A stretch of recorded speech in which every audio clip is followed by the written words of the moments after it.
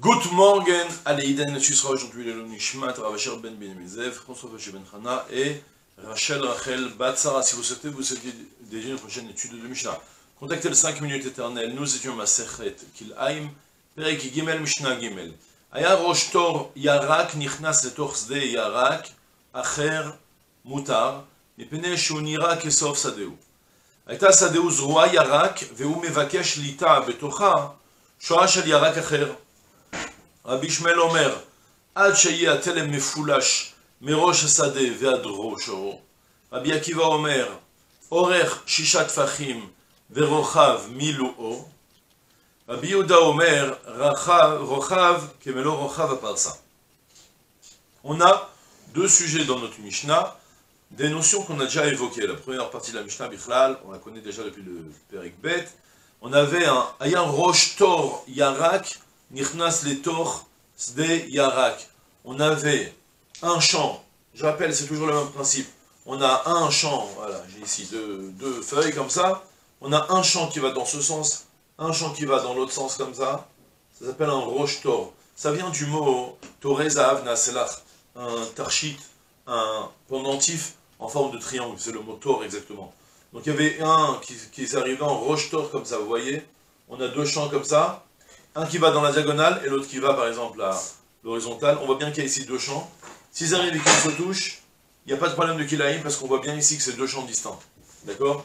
Comme on avait déjà évoqué, la notion de Kilaïm selon le fait, comment les choses sont perçues. Si on voit bien que c'est deux choses différentes, la Yenika en proprement dite, c'est-à-dire le fait de puiser des forces dans la terre ensemble et d'influencer l'un sur l'autre, n'est pas forcément quelque chose qui invalide si toutefois les choses ne paraissent pas mélangées. L'interdit de Kilaïm, c'est semer en même temps, prendre des graines et les mélanger en même temps. Tu as mis des carottes avec des concombres et avec je sais pas moi, des fèves en même temps, là c'est le problème de Kilaïm. Mais dans la mesure où il y a, elles puisent des forces mais qu'elles n'ont pas été semées en même temps, alors il y a on voit bien que c'est pas semé en même temps parce qu'il y en a un qui va dans un sens, l'autre qui va dans l'autre, donc tu vois bien que c'est deux champs distincts, il n'y a plus de Kilaïm, d'accord? Ça on le connaît déjà. Donc je refais dans les mots, Aya Rosh Tor Yarak, on avait une tête de triangle en fait, de coin d'angle droit, qui est de légumes, Nichnas Letor Sade Yarak, qui entre dans un autre champ de légumes, qui arrive comme ça en bout en sous-champ, alors Moutar c'est permis.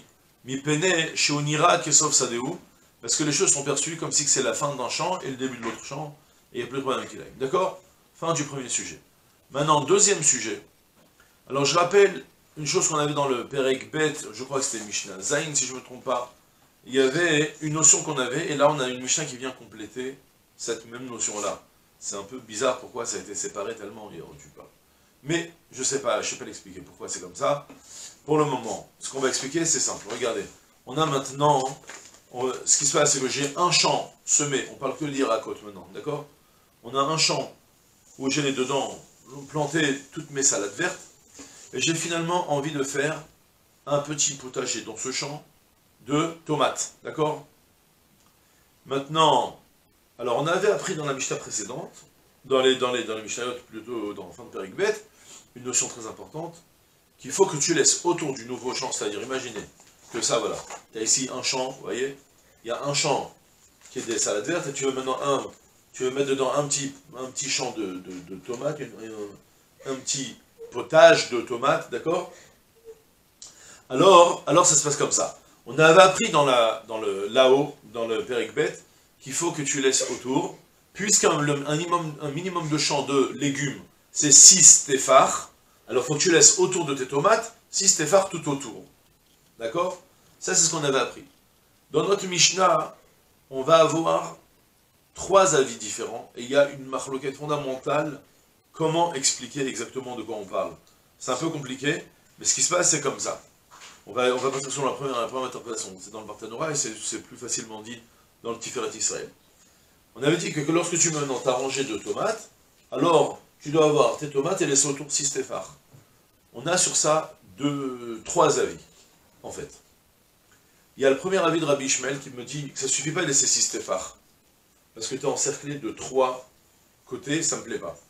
Je veux que tu fasses, concrètement, plutôt que tu le fasses un je ne sais pas si ma feuille va être assez grande, c'est bon, elle est assez grande. Je veux que tu fasses en fait que tout ton champ tu le coupes en deux. Là, on voit que tu as 3 champs distincts. Mais si jamais tu m'as fait un champ, une petite rangée à l'intérieur d'un champ, c'est pas bon, ça me plaît pas. Rabbi Ishmael invalide le fait de laisser 6 téphars. Il faut que nécessairement tu laisses 6 téphars des deux côtés et que tu transperces d'un côté à l'autre. Ça s'appelle, dans la Mishnah, ça s'appelle être mefoulash, qui transperce. On trouve ce mot mefoulash en plein d'endroits, on trouve dans les trogim mefoulash, on a un étrog qu'on a percé avec une aiguille. On trouve mefoulash dans le mavoy, dans les rouvines, mefoulash qui soit transpercé dans l'autre. Ça suffit pas que tu laisses juste autour, ça touche à la notion de travouche, mais je ne vais pas la rappeler tout de suite, parce que ça va faire trop lourd. Mais lorsque tu laisses, c'est-à-dire, le principe, d'abord, c'est qu'il faut toujours revenir à l'idée générale, et après comprendre comment l'idée générale, on a Rabbi Ishmael qui arrive ici, ou Rabbi Akiva qui arrive ailleurs. Mais l'idée générale, elle reste la même. L'interdit de Kilaïm, c'est lorsque concrètement, tu as semé en même temps plein d'espèces différentes, dans une même lancée. Ça, c'est l'interdit de la Torah. Maintenant, lorsque tu vas laisser une rangée à l'intérieur d'une autre rangée, un petit potager à l'intérieur d'un grand champ d'une autre espèce, alors là, ça touche c'est délicat. Si c'est perçu, on voit bien ici qu'il y a deux choses distinctes, il y a un champ à côté d'un autre champ, ça y est, c'est bon, t'as le feu vert, tu peux le faire. Mais à condition qu'il y ait réellement un champ à l'intérieur d'un champ. Mais à côté d'un champ plutôt. Mais si on voit qu'il y a un champ qui est trop mitoyen avec l'autre, alors c'est perçu maintenant que tu as voulu mélanger du kélaïm. Selon Rabbi Ishmael, c'est simple. Dès que tu vas avoir trois côtés qui encerclent le même potager, là c'est plus bon parce que c'est trop perçu comme kélaïm cette fois-ci, que concrètement tu essaies de mettre une espèce dans l'autre espèce. Pour bien les distinguer, il faut que tu transperces.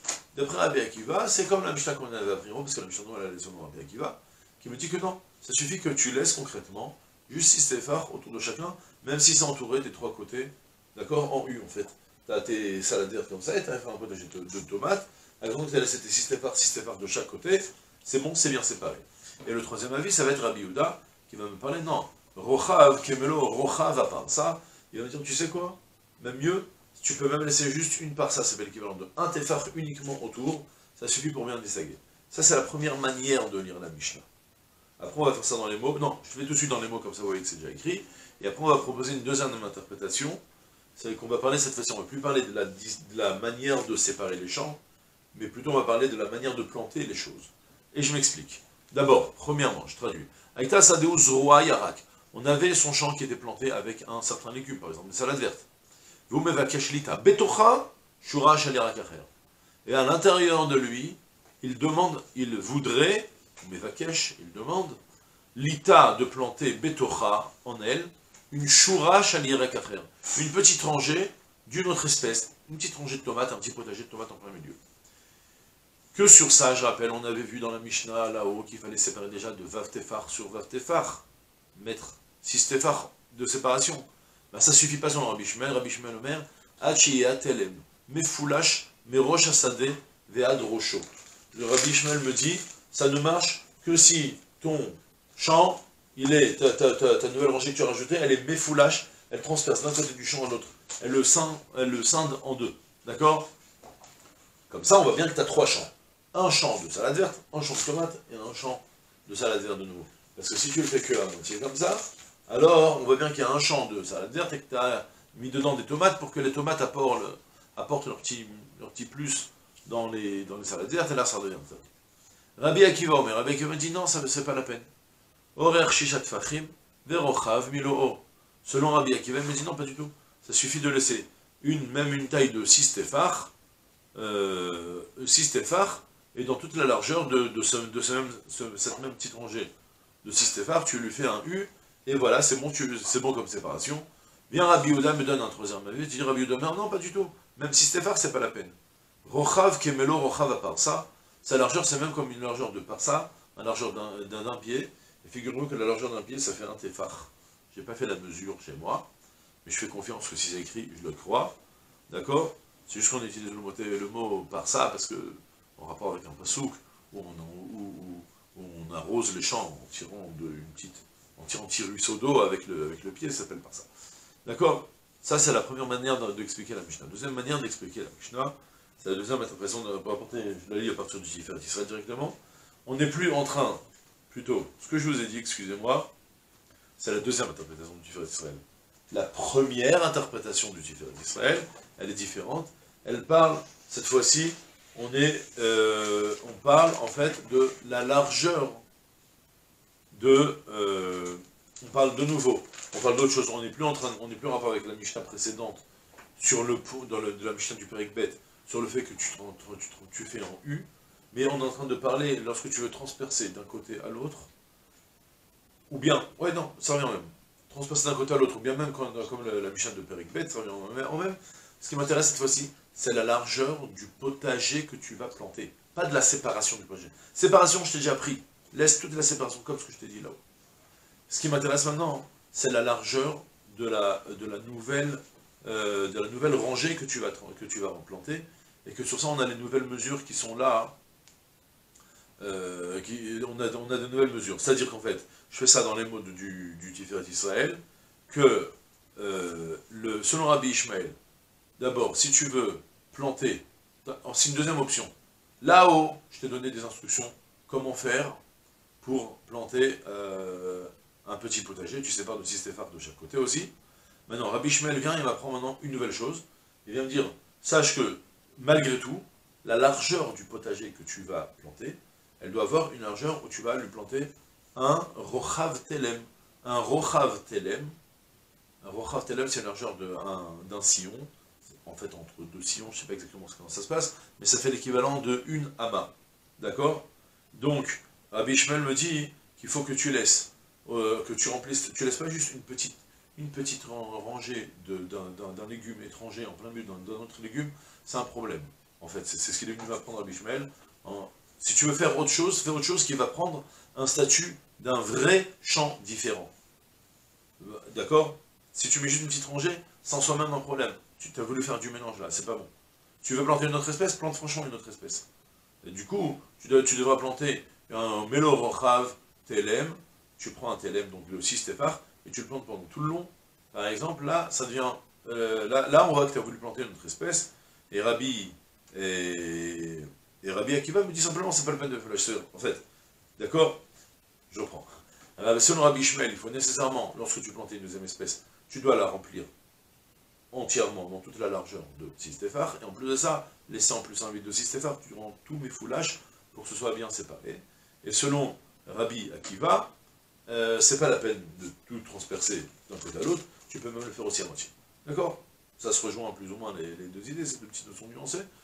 Et voilà, c'est tout pour aujourd'hui. Je te souhaite une journée pleine de Hatzlacha, Kol Tov, c'est là.